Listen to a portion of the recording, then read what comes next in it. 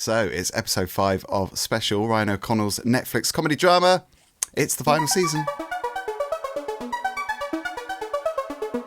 Sean Vickers is here. We are edging closer to the end of the last series of Special. It's been good so far, right? Right, we're past the halfway mark, Phil. We're into episode 5 of 8. Can I just say, Sean, what are you doing here, Diva? Don't get me started. I couldn't wait to do Lots that. of good lines. Lots of very good lines in this episode, I have to say, which I've written down. And hopefully I can remember. But yeah, very interesting episode 5. Very different energy, I thought. Yeah. So it's Ryan joins the Crips. That's the name of this episode. It was written by Keshni Kashyap, a new writer, I think, for this series. Directed by Craig Johnson. So again, it's a different director than what we've seen so far. I think sometimes with series you can feel that it's directed by somebody different. This had a different tonality to it as an episode. It felt different. Totally. The mood was different because you've got a lot of parallels in this one, but you know, Kim, her brother, her future sister-in-law, Karen's big kind of like, what am I doing with my life? The Return of Tana. There's a lot in this episode, which I think they had to ground it. So it does feel different, but I think it's a turning point in the block of 8. A lot comes off episode 5 into 6, 7, and 8. So I think it was important. But you're right. I think the directorial style comes through. So the episode starts with Kim being handed an eviction notice. She hasn't paid her rent for, 3 months or something? 3 months. Kim's got the letter. Although she has had a transactional bonk. Oh yeah. With the guy who's handing her the eviction notice, who's the son of the landlord. Shoehorn in a transactional Exactly. bonk. Not the only one in this episode. I'm just going to say that this is an episode of transactional bonks. But yeah, she's going through a hard time, and I think there's only one option. That's to return to the family home, to her parents. I love that conversation that she's having with Ryan. I think they're off to the gym or they're coming back from the gym, and he says, "What's up, hun? You're very Les Miserables this morning." Yeah. Might have to use that one. Les Mis. Why you say Les Mis? There's something interesting as well when he comes out of the gym, because he meets Jeremy, the podcaster. Oh yeah. And that is again quite awkward. A bit of inspiration porn going on. Exactly. With that guy going, isn't it amazing that you go to the gym? Despite your limitations. But despite your limitations, oh, Jeremy Hahn, really. And he's had that before, hasn't he? Of course, with was it Mark, the guy he met in the bar? Mark, yeah. We didn't rate him. Still don't rate Mark. Don't rate Jeremy. I'm not going to listen to your podcast, Jeremy. Sorry, I've got a vibe from it. It's not going to be good. You know from experience. As a seasoned podcaster, I'm not listening, Jeremy. I love it in the office when Olivia arrives and so good. She's obviously talking to Kim about Kim's raise, because Kim wants more money, and she's giving it to Samantha because Samantha swans in looking all dolled up, like she's been out on a bit of a haul, a bit of a fashion haul. All of it is amazing. There's this kind of muttering from Olivia going, Samantha. In Swan Samantha, who, as you know, is one of my heroes on the show, looking fabulous, in like a frosted lip, just looking amazing. It's just so good. I mean, Olivia and Samantha do need a spin-off. You've been watching Glow Up, haven't you, Sean? I have also been watching Glow Up. I need to have a bejeweled lip. It's got to be symmetrical. Got to be symmetrical. Ding dong. Ding dong. Yeah, I am obsessed with Samantha and Olivia, and it needs to be a spin-off show for sure. And I love it when Kim looks at Olivia and says, "Wow, hon, you look amazing. That colour is so you." It's so, it really brings out your soul. So good. And here it gets something quite amusing, because there's this whole thing where Olivia tries to, she thinks she's fired Ryan, and then she's like, oh no, that's the other gay. So yeah, but we get a hint here that Ryan's going to write about the Crips. I think he's got the bit between his teeth, and I think he's got a new found energy. Much like Karen.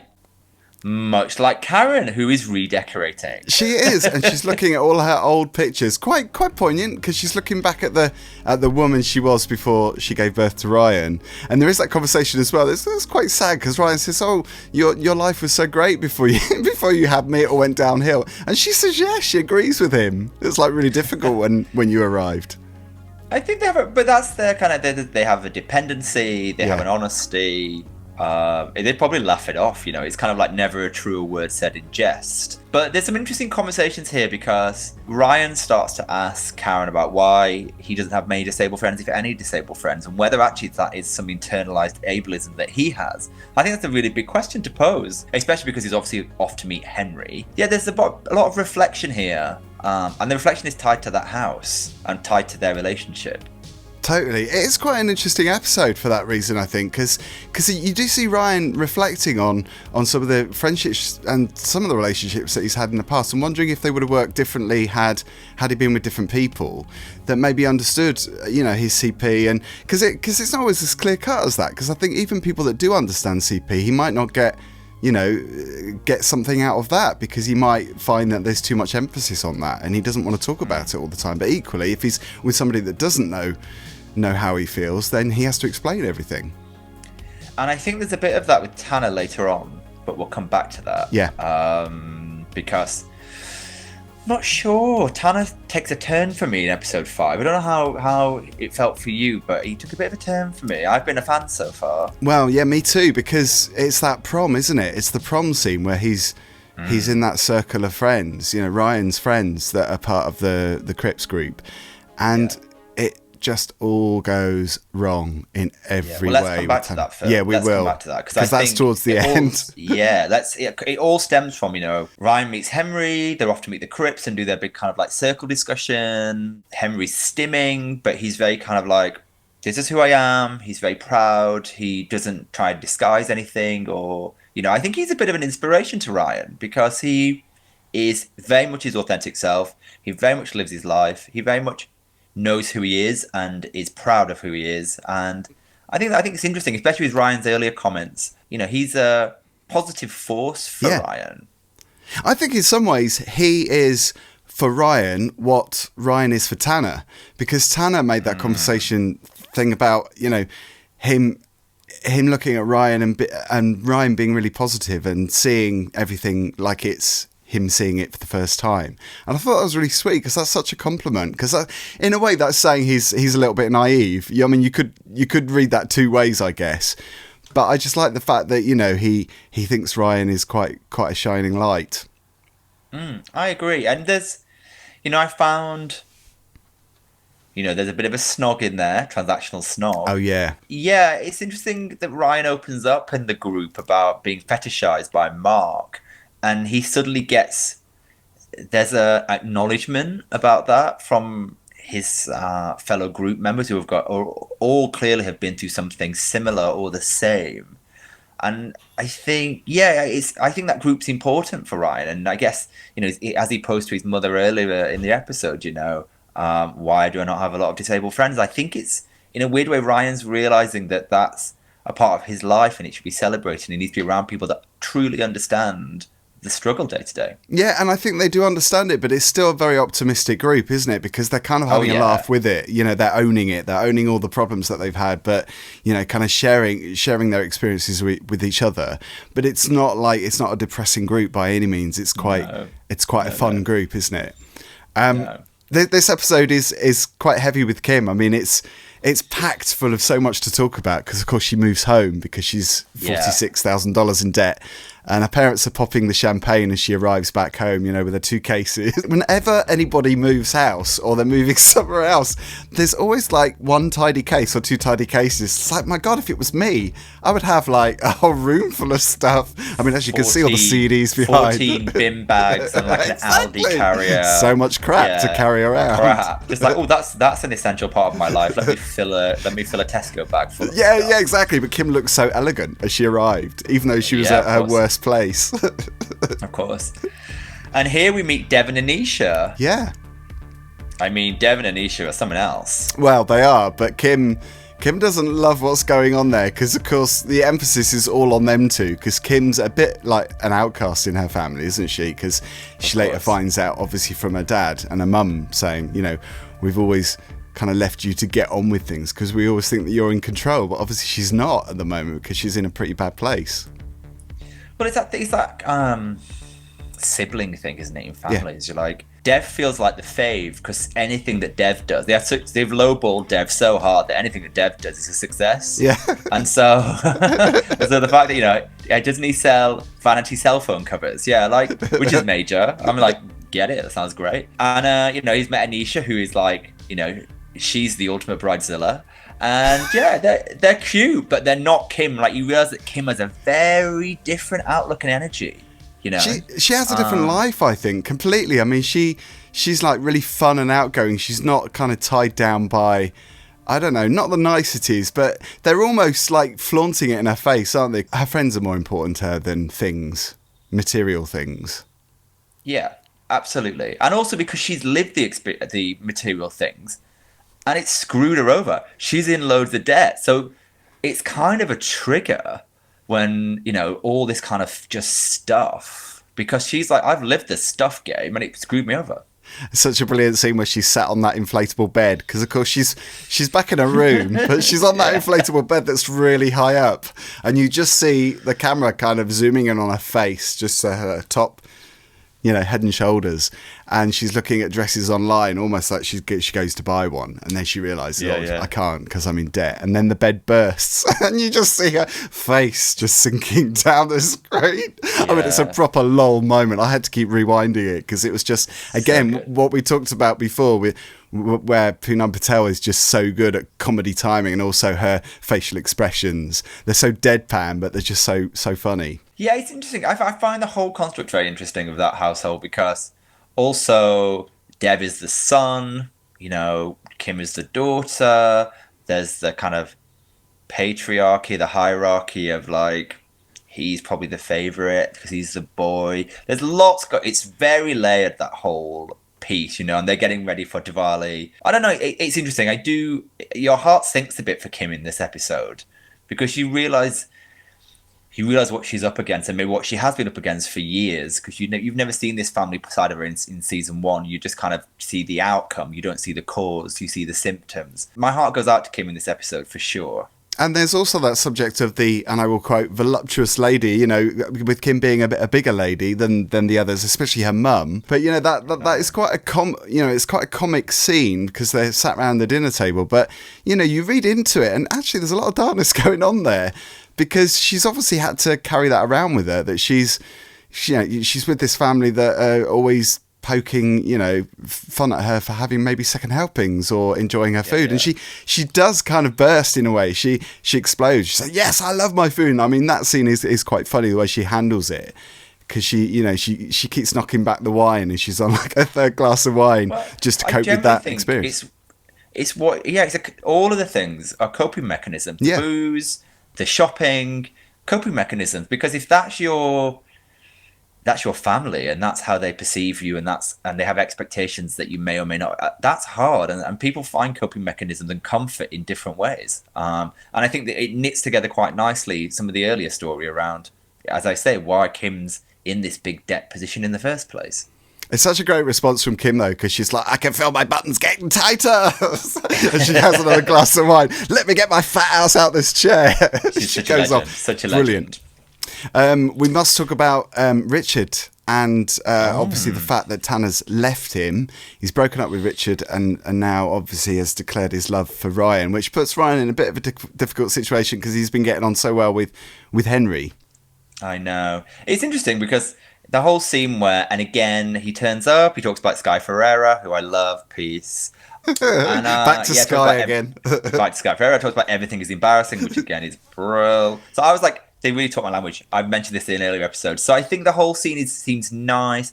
Tana says the L word, which is big. Yeah. It's big stuff. I think groundbreaking. Ryan is taken back by that. But I don't know. I mean, Kim has some sage advice for Ryan here, for sure. Like, like, are you sure, is this the right thing to do? Doesn't she always, though? She always says it Yeah. as it is, and she's always got great advice. I actually think, Ryan is incredibly expressive, and I think, so you get a sense of his mood throughout all these episodes, because Ryan John's a great actor. And you get a sense of what's really under the surface here. So, yeah, I think he's dubious or a little bit standoffish, because what does it really mean? I mean, Tana leaving Richard is massive, quite frankly. He's broken the boomerang. And so, yeah, who knows? You're right about Ryan O'Connell being a great actor. I think the beauty of this is that he's created this series. He's written that memoir, he's written the book, and he's kind of transferring it into the TV show. So I think he totally understands how to feel and how to portray his character, because, I mean, it's essentially him, isn't it? I guess, to a certain extent. Is Ryan O'Connell playing Ryan? Is Ryan an elaborate, exaggerated version of Ryan O'Connell? Who knows? But he plays it so well, it feels like an extension of him. I guess there are elements of him in this. So Henry and Ryan meeting for a drink. Can I just say, Henry is wearing a mesh t-shirt and a skirt, looking amazing. So mega. I think so. For Henry, he's like, I've had to battle to be who I am. Actually, like a lot of queer people, but even more so. And he's like, I give zero fucks. Yeah. This is who I want to be, and I'm not going to apologize. And for Ryan, who is apologetic at times about who he is, this is, as I say, he's kind of like a figurehead. He's like an icon. He's like a bit of a hero. Because here's this person who is like, I'm going to get on with it. I'm not going to disguise anything. I'm going to live my life, which I think is quite amazing. He does say something quite amazing in this scene, which is, again, close to my heart. He talked about the film Personal Shopper. Oh, yeah. Which I love. And he says, Personal Shopper is both lesbian and gay culture. Yeah. And I was like, on the sofa going, it definitely 100% is. I mean, I love Personal Shopper. Kristen Stewart is just... She's so good in that film. Amazing in that film. We need to maybe resurrect that for Boys on Film, I think. We should do that, because I adored Personal Shopper. Seriously. It's too good for Flick Flop, have to say. It's too good for Flick Flop. We should do let's do that, Phil. Let's get that done, because that is a mega film. She's just, I mean, she's a legend. Love Kristen Stewart. And we should add, if you are here for the first time, check out Boys on Film. All the details down below. We must mention Henry also. One of the brilliant things that I thought he said was when he was talking about his skirt, going back to that scene when they're having a drink, is that he said, well, I do this and I love it because all my life people have been staring at me. So I thought, well, why don't I just look fabulous? If people are staring at me, bring it on. Have a look. I look great. Exactly. I thought that was amazing. He's brilliant. I'm pro Henry. And he tells Ryan to really embrace his disability as well, which I think, Ryan has done to a certain extent, but I think there are obviously things at the back of his mind that where he's heard people saying stuff to him, or he's had experiences where, it puts a negative spin on everything. But I really love that positivity. And it's the same with Tana to a certain extent. Obviously, we'll come on to something that he does, which isn't great. But I love that. Yeah. No, he's fab. I can't really say. I mean, he's just like he appeared in such a dark time for Ryan because it was the death of his grandmother. This character just appears, at the wake. And I think he cements himself as a really, really impressive character in the series very quickly. People instantly warm to him because he's genuine and he's got an authenticity. So Kim opens up with the dad and explains, obviously, that she's in debt, quite a lot of debt, $46,000. Which is, a lot of money. I think we've all been there with credit cards. Not a good... I always remember my dad saying, never ever get a credit card, and I ended up getting about 4 or 5. Was it, exactly in Kim's shoes, but it was still pretty... I was that like young ingenue in Sheffield just going, what do you mean Barclaycard want to give me a credit card? Bopping around, sign me up. living a fantasy that I should not have been living at such a young age, and then it bites you. Yeah. Fun at the time until later. Happened. Yeah. It's great at the time, you're just living some fantasy, and then you have to pay it off. So I mean, Kim's going through that. She's got the hangover from the credit card high. We know how you feel, girl. We know how you feel. Back. Shit. So Tana is invited to Ryan's. Ryan tells Tana he's felt differently being with Tana. Tana tells him he loves him. They kiss. Like we said earlier, it's a big thing. And it ends in another poignant way that always makes me feel quite sad, but obviously looking forward to the next episode. But always brilliantly ended these episodes. Yeah. It does end with Sky Ferreira singing as well. Which is a positive. Do you know I'm a Sky Ferreira fan, everyone? She's only had one album out, though, isn't she? That's another show. Yeah. Could unpack There's that a lot. She's been... If anyone is interested in Sky Ferreira, there is an Unflopped episode where I spend a good 20 minutes talking about Sky Ferreira. Look at you cross-promoting. If you want to get into Sky, we'll put a link somewhere. But yeah, amazing. It's just amazing. Well, this is an amazing series. We're so enjoying, kind of unpacking each episode. And we really appreciate you for being here. So thank you for watching. Thank you for subscribing. If you haven't already, make sure you do that because we've got lots of content coming up in the next few weeks. And talking of Flick Flop, we have a new season of that coming up with some really special guests. We can't wait to share the details of those, which is going to be soon, actually. Within days, we're going to announce those details. Do you know that thing? Phil and I, just for you all, our process, Phil and I said, what films we'd like to watch and who would be a great set of guests? And we got them all. And so we're like, oh, bro, this is going to be absolutely mega. Do you think the guests have tallied up with the movies? Do you think these people are going to appreciate these films, or they're going to go the other way? I think generally yes, and I think there's some real standout knockouts of film and guest joining me, you, and the adorable Gail Porter. So yeah, can't wait. It's going to be a good one. Meanwhile, back to Unpacked and Special Season 2. We're on to episode 6 next, so make sure that you join us for the live premiere. Come and join us in chat. If you've been in chat already for these live premieres, thank you very much for doing that. And thank you for sharing your thoughts on the show, because it's all about you as well. We're curious. Totally. Thank you so much. Thank you so much, and we'll see you again for episode 6. Yeah, brilliant. Good to see you, Sean. We'll see you on the next one. Thanks for watching, everyone. Bye-bye now.